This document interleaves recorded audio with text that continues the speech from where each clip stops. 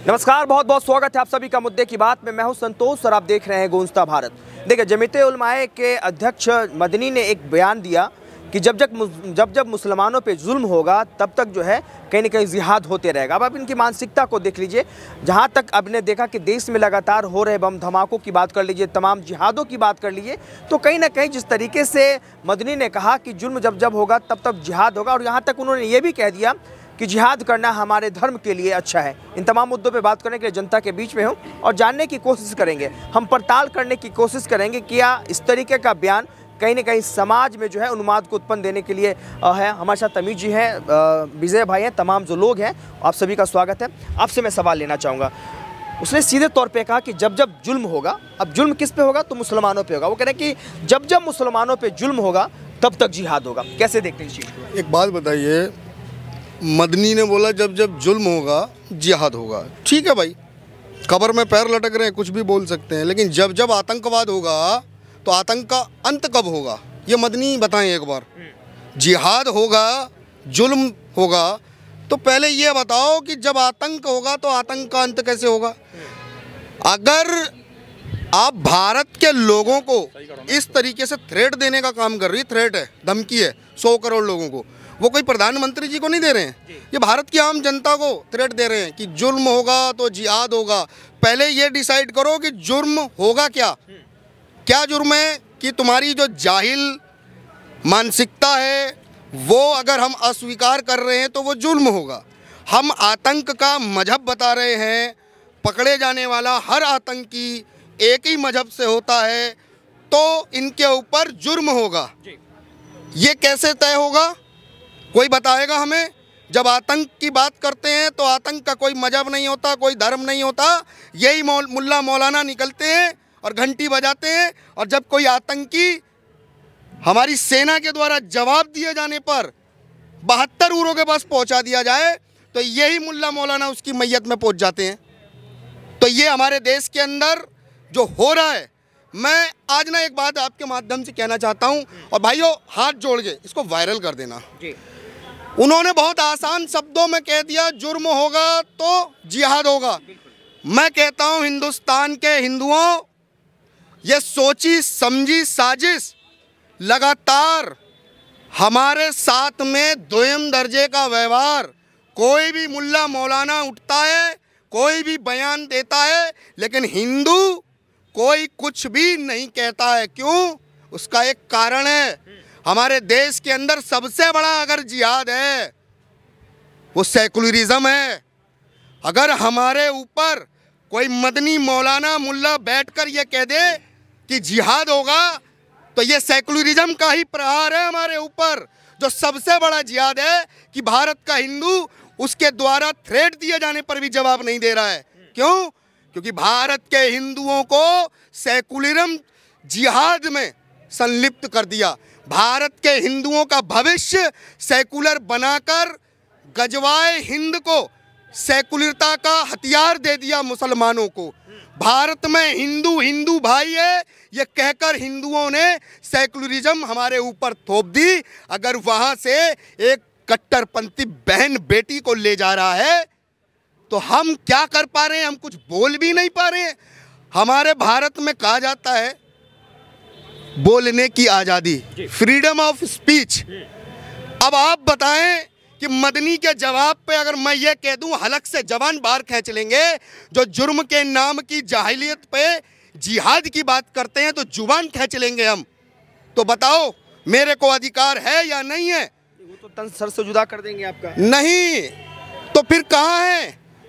कहाँ है देश के अंदर लोकतंत्र? कहाँ है समानता का अधिकार? इसीलिए तो कह रहा हूँ, इस देश के नेताओं ने हिंदुओं को छल कपट मूर्ख बनाकर देश के अंदर सबसे बड़ा गजवाए हिंद का हथियार सरकारी लोकतंत्र के माध्यम से भारत के संविधान में ऐड कर दिया, जिसका नाम रख दिया सेकुलरिज्म। जब तक देश के अंदर सेकुलरिज्म रहेगा, भारत के अंदर केवल आज ये मदनी नहीं, ये लगातार मदरसों से पैदा हो रहे मदनी जैसी सोच के जाहिल, वो आने वाले समय में भी यही बातों को रखेंगे। और हम कभी उनके कहे शब्दों को ये भी स्वीकार नहीं कर पा रहे हैं कि वो हमें मारने की बात कर रहे हैं। खुले आम एक बड़ा मौलाना, ये नरसंहार की तो बात कर दी ना भारत के। भारत में 47 में नरसंहार हुआ, आज़ादी के बाद भी नरसंहार हुआ डायरेक्ट डे के नाम पर। उसके बाद हम सेकुलर बन गए। हमने आज तक अपने बच्चों को बताया नहीं कि जिहाद ही आतंक और आतंक की पूर्ण जननी केवल मदरसा है। और ये मदरसे के मदरसा छाप अगर हमें ये बता रहे हैं कि जिहाद होगा, तो जाहिलो तुम्हारा भी अंत फिर भारत में ही होगा। क्योंकि भारत 800 वर्षों तक तुम्हारे बाप दादाओं को जवाब देता रहा और अब भी उनकी औलादें इस देश के अंदर जीवित हैं। तुम केवल सेकुलरिज्म की वजह से बोल रहे हो और हम केवल सुन रहे हैं, क्योंकि संविधान का सम्मान हम कर रहे हैं। जो लोग संविधान का सम्मान कर रहे हैं, ये सरकारी लोकतंत्र में जो सरकारें बनाकर बैठे हैं, संविधान में कहाँ संशोधन में लिखा है कि एक समाज को केवल इसलिए धमकी दी जा रही है कि वो अल्पसंख्यक है? ये सब छल कपट है। ना तो ये देश के अंदर अल्पसंख्यक है, जो देश के अंदर सबसे बड़ी दूसरी आबादी है, वो अल्पसंख्यक हो कैसे सकती है? कैसे हो सकती है जब वो दूसरी सबसे बड़ी आबादी है? और ये छल कपट देश के अंदर बंद होना चाहिए। और मदनी साहब सुनो मेरी बात, कबर लटक रहे हैं पैर में, है ना, कबर में पैर लटक रहे हैं ना, संभाल लो 72 हूर मिलेगी या नहीं मिलेगी। क्योंकि तुमने 72 हूर के सपने दिखाकर कितना नरसंहार कराया और कितने नौजवानों को रास्ते से भटकाया। लेकिन कभी तुम्हें मिल जाए तो बताना, लेकिन जिहाद की सोच दिमाग से निकाल के चले जाना।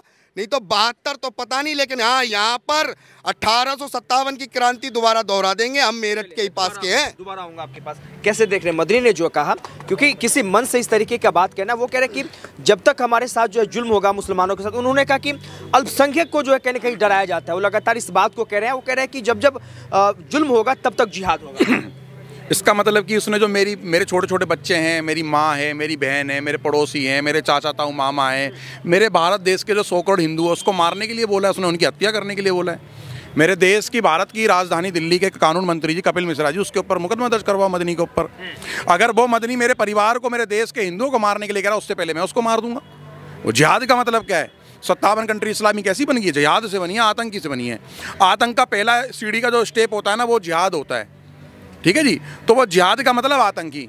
वो यूं कह रहा है कि इस देश के जितने मुसलमान हैं सब आतंकी बनेंगे और सब मारेंगे। चाहे वो सारे मुसलमान, वो सारे के सारे मुसलमान कंपनी में हो, मार्केट में हो, मंडी में हो, गलियों में हो, दुकानों में हो, कहीं पर भी हो, XYZ, चाहे किसी बड़े पद पे हो, चाहे वो डॉक्टर हो, इंजीनियर हो, चाहे IAS हो, IPS कमिश्नर, DCP, SCP, जज हो, तो वो तो सबको कह रहा है ना वो कि भाई मैं मुसलमान हूँ और जितने भी इस्लाम वाले सब जिहाद करोगे।